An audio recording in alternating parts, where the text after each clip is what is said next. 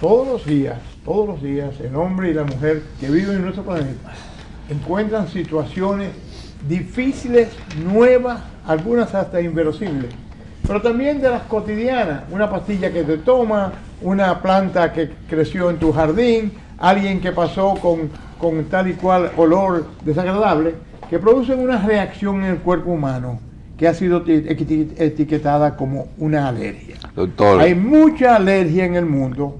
Hay países como Puerto Rico, donde los niveles de consulta por alergia alcanzan un 27%. Doctor, si los virus y la alergia no existieran, ustedes se lo inventaran. Así mismo. Porque todo eso es alérgico. Bueno, eso es alérgico. Para eso trajimos todo a es alérgico. Patricia Atur, que nos va a decir qué es alérgico, qué es la alergia, qué es no alérgico, cómo se manifiestan esas cosas y qué podemos hacer, uno para prevenirla y otro para curarla.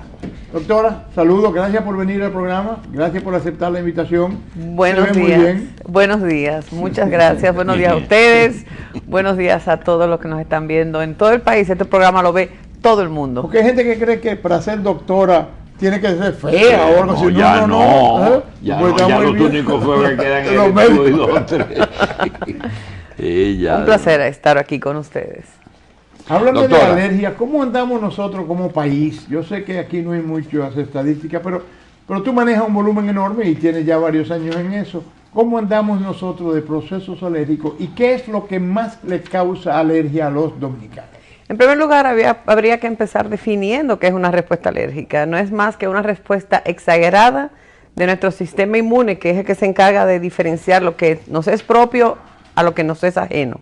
¿Es una enfermedad inmunológica entonces? Sí, claro. ¿Es una enfermedad o es una condición? A mí no me gusta decirle enfermedad, aunque algunas sí lo son y son crónicas. En algunos casos es una condición crónica, en otros casos es una enfermedad crónica. Tiene los criterios básicos para la enfermedad, tú la puedes producir, la puedes reproducir, sí, claro. Puedes medir los elementos. Obviamente, claro. Obviamente que sí, y sobre todo porque hay una vasta manifestación de enfermedades alérgicas, para llamarla ya como tal, sí. Y como volvía con la definición anterior, es la respuesta exagerada de nuestro sistema inmune ante estímulos que por naturaleza son inocuos, que no deben de causarnos daño. Todos los órganos pueden participar en una reacción alérgica. Todos los órganos. De hecho, esa es la gran diferencia actual de la definición de la alergia en este momento. Antes, cuando uno pensaba en alergia, pensaba básicamente en rinitis, alergia en la nariz, alergia en el bronquio. Algo que me pica, me pica en la piel. De hecho, es muy frecuente cuando el paciente llega a la consulta y el paciente le pregunta en qué le puedo ayudar, qué lo trae por acá, y el paciente dice una alergia. Desde que el paciente dice una alergia, nosotros sabemos que está hablando de piel. Inmediatamente sabemos que está hablando Doctora, de piel. Siendo específico, la piel es todas las asmas bronquiales, todas las asmas son alérgicas. Eso es un concepto que viene desde... Porque ya los alergistas, usted le ponen en la tarjeta especialista en problemas de asma. Lo que pasa es que, sobre todo en la edad infantil, un 92% de los pacientes con asma bronquial son atópicos. Y el otro 8%. El otro 8% son pacientes que tienen un asma, lo que se llamaba antiguamente intrínseca. No son pacientes que están respondiendo a un estímulo externo, como que estén haciendo una respuesta inflamatoria alérgica contra ácaros de polvo, pólenes, que en nuestro país los pólenes más agresivos son los de gramíneas, los pólenes de gramas, sí. Esporas de hongos de humedad. Nosotros aquí en Santo Domingo tenemos un hábitat ideal para la proliferación de ácaros. Atópicos, usaste el término atópicos. Entonces la gente que nos está viendo va a decir, ¿qué es esto, doctora?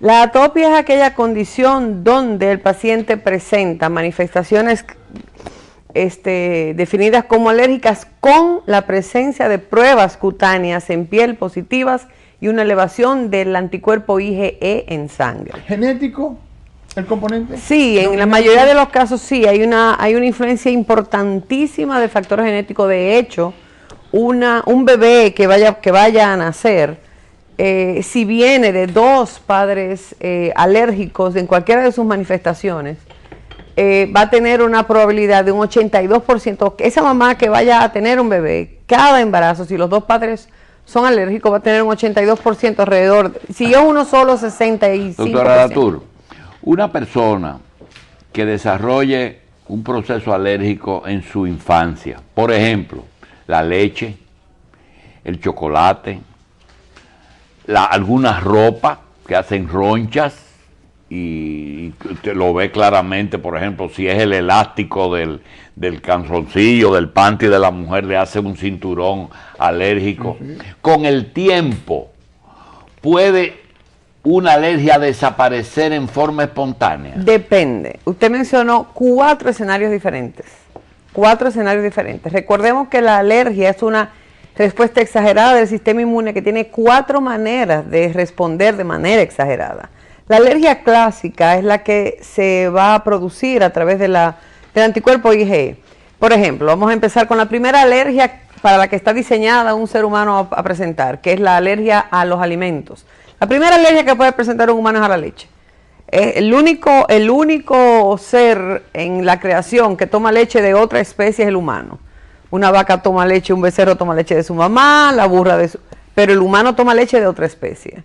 Entonces, ese es el primer alergeno con el que se encuentra generalmente el cuerpo humano, es la leche. En el caso de la leche particularmente, los niños que son alérgicos a la proteína de la leche de vaca, que no es lo mismo que ser intolerante a la lactosa, los niños que son alérgicos a la proteína de la leche de vaca, en un 95% se van a autodesensibilizar alrededor de los 5 años. Antes los límites de sensibilización se quedaban alrededor de los 5 o los 7 años. Actualmente, como la alergia alimentaria va en una prevalencia, en un aumento de prevalencia muy importante, ahora se da un poco más de tiempo para caerle atrás a la desensibilización a alimentos como proteína de leche de vaca, clara de huevo, Maní. Maní. Bueno, con el maní, con respecto a la alergia alimentaria, eso es un asunto muy interesante y muy cultural. Si el plátano fuera un alergeno importante, tuviera una calidad alergénica importante, aquí hubiera mucha gente alérgica al plátano, porque se relaciona la cantidad de alimento que se come y de la calidad. Sabemos que el maíz tiene una calidad alergénica no demasiado potente. El maní, el camarón, el trigo, la soya, el huevo, la leche son los principales alérgenos. Sabemos que el tema es apasionante y muy amplio. Usted habló de alergia alimentaria. El doctor que trabaja mucho con inmunología, usted habló de respuestas inmunológicas, a veces violentas o grandes. Hay alergias alimentarias, hay alergia al medio ambiente, es decir, polen, árboles, etcétera, polvos, muebles, algo que esté en el medio ambiente. Hay alergia por contacto, cosas que te pegan que dan alergia. Desde un metal. Hay alergia emocional, es decir, una persona que tiene se le bajan las defensas y puede producirle algo físico, algo orgánico. Es una excelente pregunta. El factor emocional, si bien puede no ser el causante principal de una manifestación alérgica o pseudoalérgica, algo que parezca alergia, sí puede ser un disparador importante, y lo puede ser en los casos de ronchas, de urticaria crónica, sobre todo esos pacientes, sobre todo mujeres, que se enronchan y tienen más de 6 semanas enronchándose, y por más medicación que uno da, los problemas siguen. A veces puede haber un factor emocional potenciando el problema, más no causándolo. Las dermatitis atópicas severas resistentes a tratamiento, también vale la pena hurgar un poquito en el estado emocional del paciente. Hay pacientes que pueden tener agravar su condición de asmáticos a través de las emociones. Puede aumentarse un poco también esa intensidad de broncoespasmo. Doctora, a veces hay pacientes que pueden ir donde usted y decir, yo tengo un nudo en la boca del estómago, y nudo físico, es decir, se sienten que como una soga le aprieta el esófago en la entrada al estómago. ¿Es posible que ese nudo que ellos sienten sea de una reacción alérgica al plátano, al chocolate o a un alimento? No frecuentemente. Lo primero que hay que pensar cuando el paciente habla de nudo en el estómago es descartar la ansiedad. Es lo primero. Segundo, hay que descartar el reflujo. Hay que pensar en reflujo cuando hay problemas de sensación de nudo. Claro. Y después, para hablar de alergia alimentaria, primero tenemos que hacer una historia clínica exhaustiva. Segundo, hacer las pruebas cutáneas o la determinación específica de los niveles de IgE al alimento que estemos sospechando. Y finalmente, hacer lo que nosotros llamamos y hacemos en nuestro centro, todo el alergólogo entrenado para esto lo hace, son las pruebas de reto, donde de manera abierta u oculta para el paciente o para ambos, se reta al paciente con alimentos sospechosos a ver si produce la reacción que él está refiriendo. Hay varios métodos para llegar al diagnóstico. Si el doctor Inchausti Sixto, desde hace el padre de la 40 años, poniéndote en el brazo muchísimas pruebitas, ¿por qué la especialidad no ha avanzado más? Si tiene tantos años ya que se hacen pruebas. Porque lo que se empezó a hacer Richet y Portier en el 1904 estaba correcto. Y eso, Richet y Portier son los padres de son los dos padres de la alergia como especialidad, básicamente. Y estas dos personas empezaron a estudiar, después que vieron a un perro morir por un shock anafiláctico en un barco, que tocó una anémona de mar y volvió y lo hizo y se murió, ellos empezaron a estudiar el fenómeno. Y ahí empezó el estudio de la enfermedad alérgica como tal. Entonces ellos se dieron cuenta que, haciendo todos los ensayos que aquellos científicos gloriosos de esa época donde no había tantos recursos, por la clínica ellos se dieron cuenta que poniendo y presentando sobre el mayor captador de antígenos del cuerpo entero, que es la piel, ellos podrían reproducir. Entonces ha avanzado la especialidad. La especialidad ha avanzado muchísimo. Doctora, ¿y las reacciones son sistémicas o localizadas? Tanto así, Julito, que en el pensum tuyo y mío no dimos inmunología. No. Entonces, toda la inmunología eso es correcto. Es el colofón de las manifestaciones alérgicas de hoy. Eso y es algunas, correcto. como tú dices, la penicilina, ¿cuánta gente ha muerto de un shock anafiláctico por un medicamento u otro? Eso es correcto, y el comentario que hizo el doctor Asimov también es muy acertado. O sea, antes el concepto, como empecé a decir hace un ratito, de alergia era un concepto localizado. Ahora la definición de alergia es una respuesta sistémica con manifestación local. O sea, cuando tú tienes que te sale una roncha, digamos, en un lugar, se dispara una cascada complejísima. Que puede tener un intestino que también. Exactamente, se dispara una cascada complejísima de fenómenos que el mismo cuerpo, el sistema inmune, va a decidir a dónde se va a manifestar. Si la reacción va a ser localizada o si la reacción va a ser sistémica a todo nivel. La peor manifestación de ellas es la anafilaxia, que es la reacción alérgica severa que le puede matar a un paciente en 5 minutos. Y esa es protagonizada por anticuerpos preformados que ya están efectivamente, eso es importante que lo mencione, porque yo me sorprendo mucho, tengo 23 años trabajando, y me sorprendo mucho porque cuando va un paciente, le hacemos las pruebas, y el paciente viene y le damos el diagnóstico, por ejemplo, bueno, mire, usted es alérgico al camarón, o es alérgico a la langosta, ese es el alimento con el que más frecuentemente pasa, a mí me llama mucho la atención. Lo primero que el paciente nos dice es imposible si toda la vida yo he comido camarón o langosta. Entonces la respuesta obligada. ¿Cómo se llama el elemento que te puede obstruir la vía de respiración? Eso es un edema de glotis. Un edema de glotis. ¿Y qué producto te puede producir eso? Cualquier alergeno con alta calidad de potencia alérgica. ¿Te puedes asfixiar? Se puede morir en 5 minutos, doctor Jacín. Sobre todo si es inhalado. Ustedes morir. Se necesitan previas exposiciones al alergeno para que, como muy bien dijo el doctor Hanna, usted vaya produciendo anticuerpos IgE, se van guardando, que son bien específicos, altamente específicos, se van guardando, se van almacenando, esperando una exposición nueva y próxima, que sea la que dispare aquella cascada. Doctora, picaduras de avispa, abeja, mosquito o serpientes, alergia a esos venenos. Ahí hay también un abanico de manifestaciones diferentes. Aquí en Santo Domingo lo más frecuente de todo se llama prurigo por insectos. Es una reacción de hipersensibilidad a la picadura de mosquitos donde no hay hinchazón, no, lo que se produce es reacción local. Una reacción local donde se produce una pápula, una bolita, para que la gente entienda bien, que 2 o 3 días después se pone muy dura, da mucha comezón. ¿Eso no es alérgico? Sí, es una reacción tipo 4, de hipersensibilidad tipo 4 a los mosquitos, diferente a la que aparece cuando una abeja lo pica a usted, que se dispara una reacción de hipersensibilidad tipo 1, con liberación de histamina a través de IgE, que el paciente se hincha súbitamente. Igual puede tener una hinchazón local, pero igual puede también tener una manifestación sistémica. ¿Y por qué hay tantos niños alérgicos y tan pocos viejos alérgicos? Eso es muy buena pregunta. Recuerde que yo dije por definición al principio que es una hiperrespuesta de nuestro sistema inmune. En la medida en que es una baja de defensa, como tú insinuaste ahorita, es una respuesta exagerada. Entonces en el niño tenemos un sistema inmune vigoroso, fuerte, capaz de reaccionar con fuerza, con intensidad ante una reacción, ante un estímulo. Las glándulas endócrinas pueden tener reacciones alérgicas. ¿O ahí no está registrado? ¿Cómo así? Bueno, no, depende. Por ejemplo, los anticuerpos antitiroideos se han visto positivos en un nivel muy alto en los pacientes con urticaria crónica espontánea. Suprarrenales, ovarios, tiroides, hipófisis, eso no se afecta con... No, en las cascadas finales de un shock anafiláctico, que es una reacción alérgica severa, donde se liberan un montón de mediadores y un montón de sustancias vasoactivas, me explico. Cuando la histamina se libera, es una sustancia sumamente activa que produce muchos cambios vasculares. Entonces, las liberaciones de cortisol endógeno, que el cuerpo produce cortisol normalmente, se dispara todo también.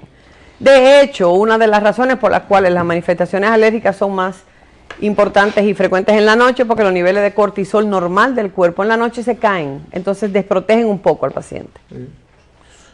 Mira, de alergias y de reacciones intensas, ya el mundo médico conoce casi toda la intimidad, desde aquella alérgica producida por un medicamento que puede producir una reacción contra ese medicamento, o de aquella alergia producida por un medicamento que se asocia a una célula del cuerpo como un glóbulo rojo y termina destruyendo los glóbulos rojos, o la plaqueta, o los mismos glóbulos blancos, a un cuadro como el de lupus, que es súper alérgico, con producción de anticuerpos para todas las células del cuerpo. Entonces, y hay síndromes ya establecidos como Steven Johnson, por ejemplo. En el lupus no es una alergia, el lupus es una reacción, el lupus no es una alergia exagerada. Bueno, lo que pasa es que en el lupus lo que hay es una sobreproducción es una falla en el reconocimiento del cuerpo a él mismo. ¿Y el lupus lo ve el alergista o el inmunólogo? No, el lupus lo ve el reumatólogo y el médico internista. Y las consecuencias del lupus ya van a caer en el cardiólogo también, en el nefrólogo. Y le llega mucho lupus al alergista. El lupus que pueda llegar al alergólogo generalmente llega en su fase inicial cuando el paciente tiene eritema malar y cree que es una alergia y nosotros lo canalizamos. Doctora, no es un chiste lo que le voy a preguntar. No. ¿Hay personas alérgicas a otra persona?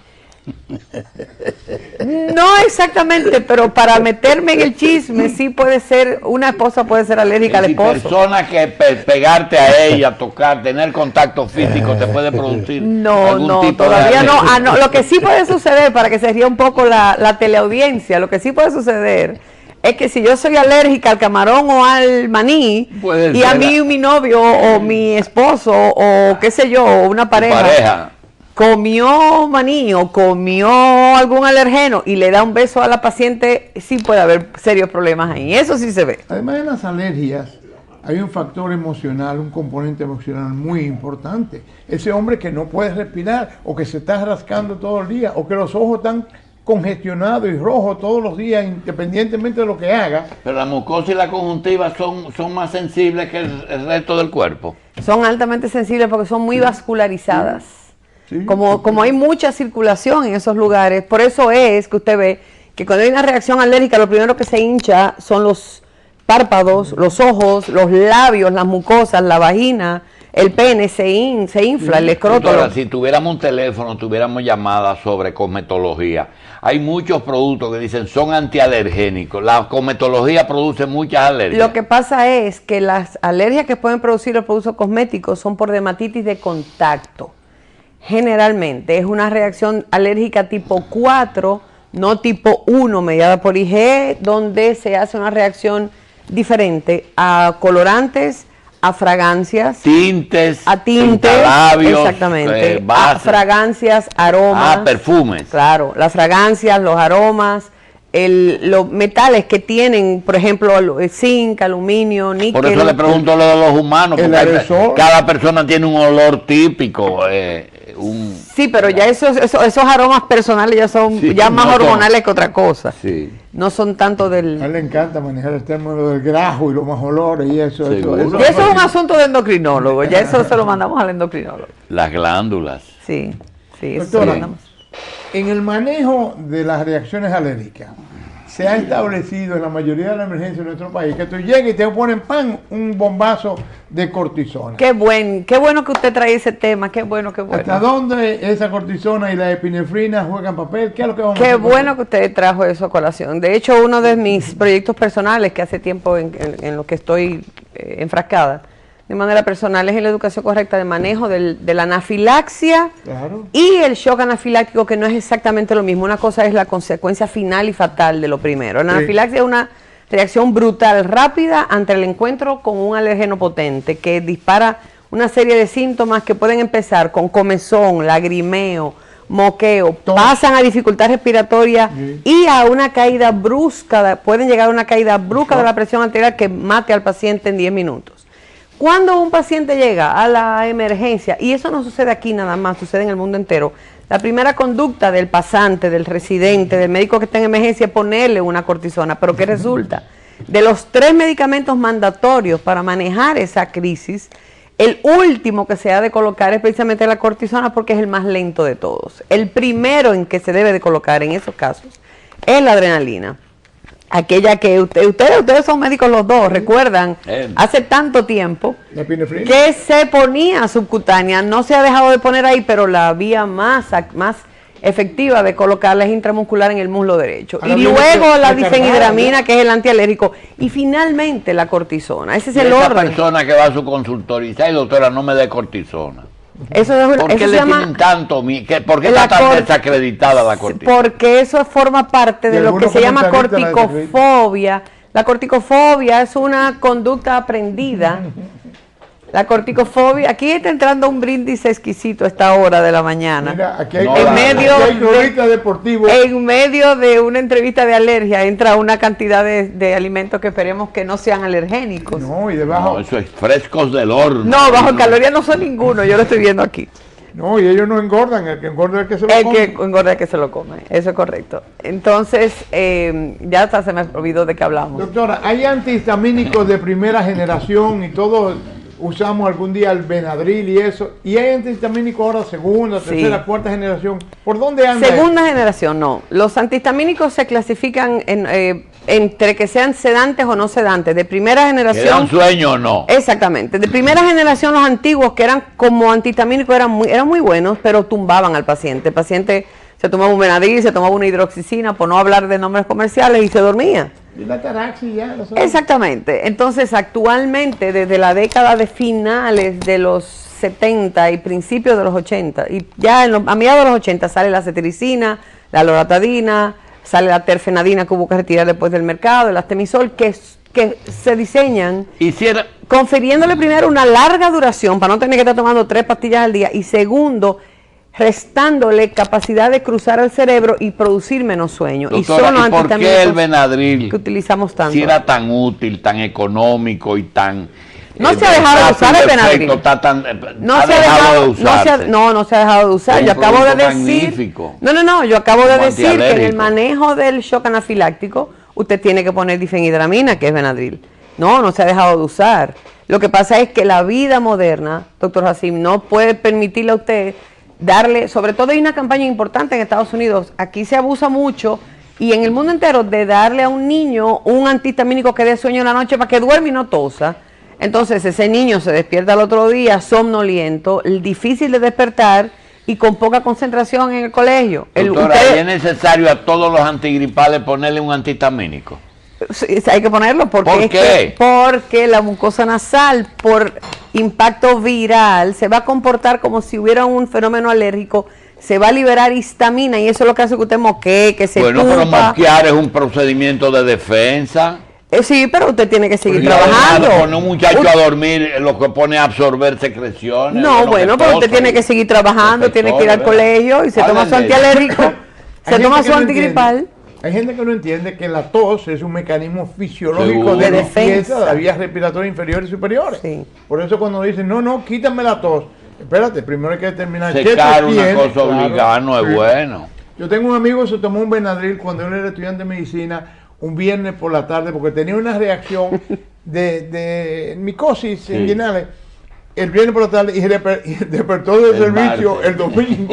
Sí, porque hay también idiosincrasia, o sea, hay una sensibilidad personal del paciente a hacer reacción exagerada, igual que hay en la reacción paradójica. Usted le puede dar un Benadryl a un niño esperando que se duerma, o un Atarax, y el muchachito se pone hiperactivo y empieza a dar brincos porque hace una reacción paradójica. Es parte de la farmacodinamia de hecho, y de la farmacogenética. A los caballos, cuando lo quieren drogar, le inyectan Benadryl y los caballos reaccionan violentamente. Sí, vamos a hacer una pequeña pausa y regresamos un momentito.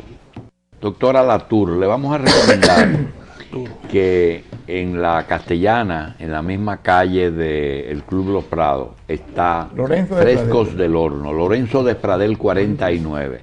Ahí tenemos algo que no da alergia, que son los productos al horno, frescos del horno.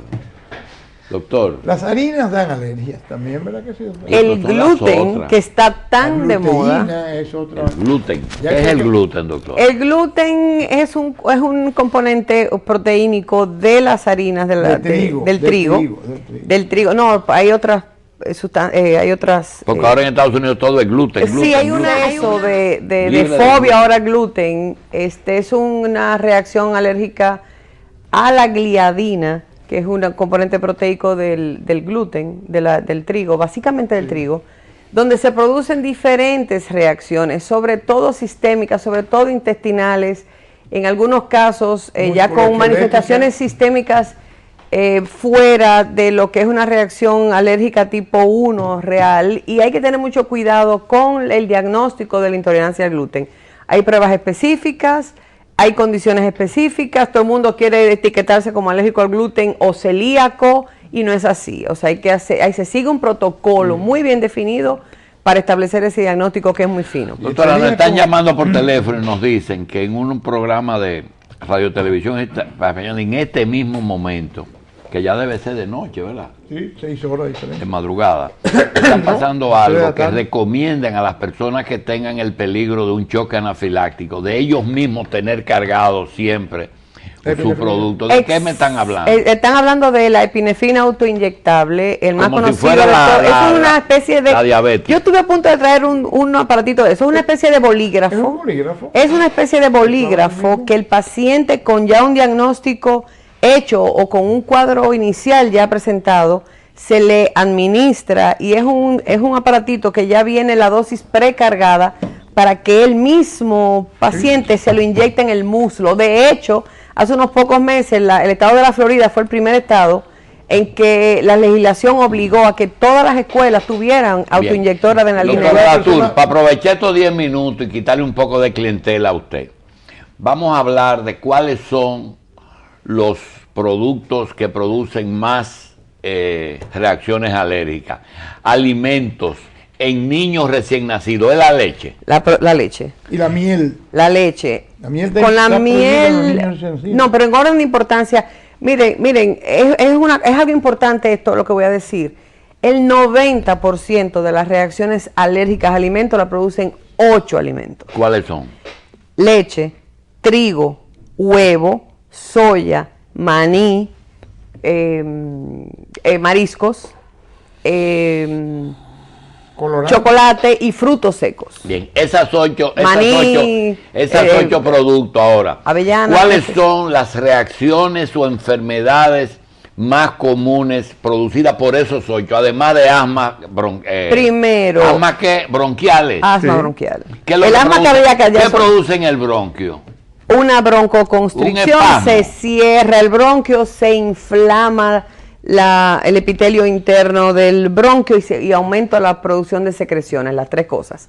En la alergia alimentaria pueden haber múltiples manifestaciones, desde diarrea, vómitos, cólicos, dermatitis atópica en el infante que empieza a presentar eczema en la región, en el cuellito, en la cara, en las regiones antecubital, poplitea, rinitis constante, tos, broncoespasmo, bronchas. Doctora, y el paciente afectado por una alergia, ¿siempre se trata conjuntamente con otro especialista? Es decir, si es bronquio, debe haber el neumólogo también. Bueno, nuestra especialidad es compartida con 4 especialistas más, que son el otorrino, el pediatra, el dermatólogo y el neumólogo. ¿Por qué? Porque la alergia básicamente va a coquetear con esos 4 sistemas. Entonces, esos 4 especialistas, nosotros 4 vamos a ver mucha alergia y todos esos especialistas tienen que tener un entrenamiento mínimo en el conocimiento de la respuesta Doctora, alérgica. El alergólogo es el que las engloba todas. Además de los 8 productos que ustedes hacen pruebas, No, no son 8, nosotros hacemos stock de pruebas muchísimo más ampliado. ¿Cuántos? Dependiendo de la historia clínica del paciente. Hasta 200 productos. No tanto, no es necesario. Y también hay que regionalizar mucho la dieta. Yo no tengo que hacerle a un paciente pruebas de alcachofa porque aquí no se come alcachofa. O sea, eso es otra cosa importante. Cuando el paciente necesita una valoración alérgica debe hacerlo en su país. O sea, nosotros no tiene sentido irse a otros lugares a hacerse evaluaciones alérgicas cuando aquí está, es que estás... Déjame hacer una pregunta, doctor. Doctor, hay una metodología de trabajo actualmente, ELISA se llama, donde le toman sangre a la persona, la mandan a ciertos centros en Estados Unidos y te hacen un reporte de la hipersensibilidad que esa persona puede tener a determinados productos. Y alguien me dijo, mira, cuando yo como lechugas repolladas me da dolor de cabeza, pero si como la romana no me da. ¿Qué valor tiene todo eso realmente en el manejo? Basado, que quede muy claro, la opinión oficial de la Academia Americana y la Academia Europea y el Colegio Americano de Alergia, Asma e Inmunología desde el 2008, la posición oficial es que la determinación de intolerancias alimentarias a través de la medición de anticuerpos IgG, que es a lo que usted se está refiriendo, no tiene absolutamente ningún valor clínico. ¿Por qué? Porque lo que está reflejando esa prueba es una producción normal de IgG que se produce cuando el alimento llega a intestino, y las placas de Peyer, que son como unos guantecitos que reconocen los antígenos, registran de manera natural una IgG a todo lo que nosotros comamos. Cuando esa prueba de intolerancia, como le están llamando, viene positiva, se le devuelve al paciente el concepto de que es alérgico a ese alimento y le están entonces achacando a esa reactividad una serie de síntomas que no son producidos definitivamente por ese anticuerpo y es pasajero. Entonces, es importante, la alergia alimentaria se diagnostica por historia clínica, prueba cutánea y determinación de IgE sérica y prueba de reto. Doctora, ¿por qué usted no mencionó en los 8 el dolor de cabeza del vino y del chocolate tan común? Porque qué bueno, pregunta también. Aquí hay preguntas muy buenas. Eso es una reacción farmacológica producida por una sustancia, tiramina, que se encuentra en alimentos como chocolate, frutos secos, vino, salchichas, embutidos. Contienen esa sustancia, no es una alergia, es un efecto farmacológico de esa sustancia. A propósito de eso, la ciguatera y las enfermedades de los mariscos, ¿son intoxicaciones o reacciones alérgicas? No, son intoxicaciones. La ciguatoxina y hay otra más que es el escombroide. Hay dos cosas. La ciguatoxina es una toxina que se produce en áreas de mar coralino, de mar coralino, donde el pescado come ciguatera.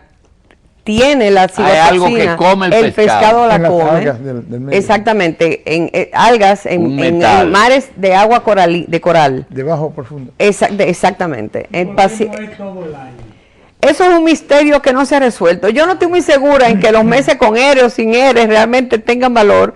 Hay que a veces llevarse de los pescadores. A lo mejor migraciones de los pescados. Lo que pasa es que, por ejemplo, en nuestro país se consume pescado 80% en los meses de Semana Santa. Entonces tú ves todos los casos de ciguatera que vienen de Semana Santa. Pero allá aquí la cocina ha cambiado tanto y hay tanta cocina fusión que aquí se está comiendo mucho sushi el año entero, se está comiendo mucho pescado el año entero. Aquí ha cambiado el hábito de alimentación. Es un mercado importado que trae Air Europe desde España para acá.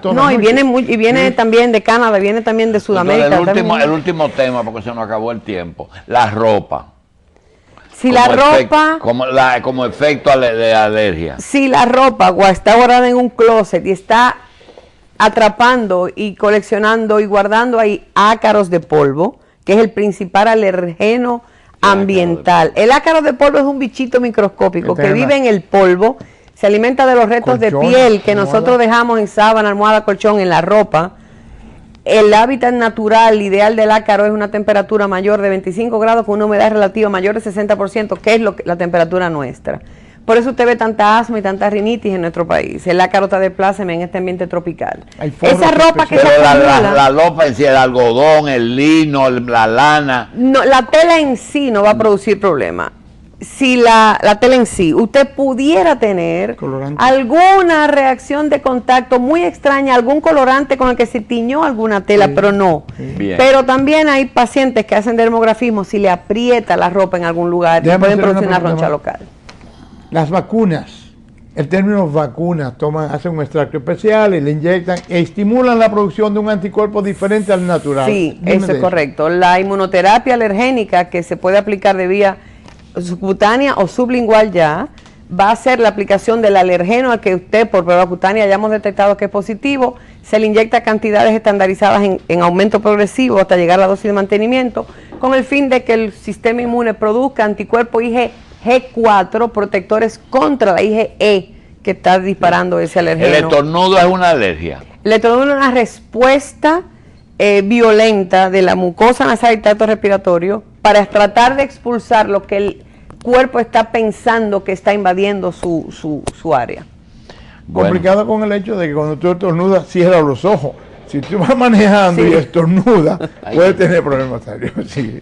Doctora, y las pruebas de medicamentos, ¿cuáles son los que ustedes recomiendan que prueben antes de administrárselo, fuera del antibiótico? No, eso es bien delicado. Primero hay que escuchar muy bien. Hay una enorme cantidad de pacientes que a los 40 años nos están diciendo que son alérgicos a la penicilina, porque bueno, mi mamá me dijo que cuando yo era chiquito me dio un dolor de garganta, me dieron penicilina y me dio una alergia. Ojo, probablemente ese pacientico tenía en la mayoría de los casos he encontrado que ese paciente tuvo una amigdalitis viral, por ejemplo, hizo un exantema viral, le dieron la amoxicilina y el rash fue por un virus o incluso por una bacteria, no por una reacción al O el antibiótico. solvente era diferente que el de ahora también. No, pero básicamente en esa historia nosotros hacemos pruebas de reto, pruebas cutáneas, a los medicamentos sospechosos si lo consideramos necesario. Obviamente hay medicamentos que es muy obvia la reacción, que si me tomé una aspirina y me hinché, si me tomé un antiinflamatorio en esteroideo y me hinché y no pude tragar, no vamos a coquetear con retar a ese paciente porque ya es obvia la Patricia, historia. muchos de nuestros amigos viajan en fin de semana y se van a la montaña, a los ríos, cualquier resort. ¿Qué tú les aconsejas a ellos que tienen problemas de tipo alérgico ya conocido que lleven? Lo más consigo? recomendable, primero es el diagnóstico correcto de su condición y de los factores que están produciendo esa alergia. En segundo, el uso de los medicamentos de control. Un asmático bien tratado para entrar su asma en lo que se llama el concepto de asma en control, va a necesitar medicamentos de uso continuo, no parar los medicamentos de control, ya sea para la rinitis o para el asma o para la urticaria crónica, no pararlos. Y conversar ya de manera personal con su médico tratante en cuanto a cuáles son los medicamentos de rescate que él debe portar, sobre todo cuando se aleja de centros de salud importantes donde pueda buscar ayuda. Los medicamentos de mantenimiento y los medicamentos de rescate que ya van a ser personalizados dependiendo del diagnóstico del paciente. Gracias por venir. Bien, a la doctora Y- Patricia Latour, ¿dónde está la doctora? La doctora está aquí cerquita del canal. Estoy en Grupo Médico NACO, el Centro de Avanzado de Alergia y Asma, cerquita aquí. Gracias, doctora Patricia placer. Latour. Tienes que volver. Este es un tema Seguro. muy importante. Cuando muy ustedes largo. quieran, siempre a la Bien. orden. Y buenos días y buenas noches para los que lo van a ver más tarde. Bien, señores, Frescos del Horno en Lorenzo de Pradel 49, en la calle de los Prados, con todos sus bocadillos, pastelería, panadería.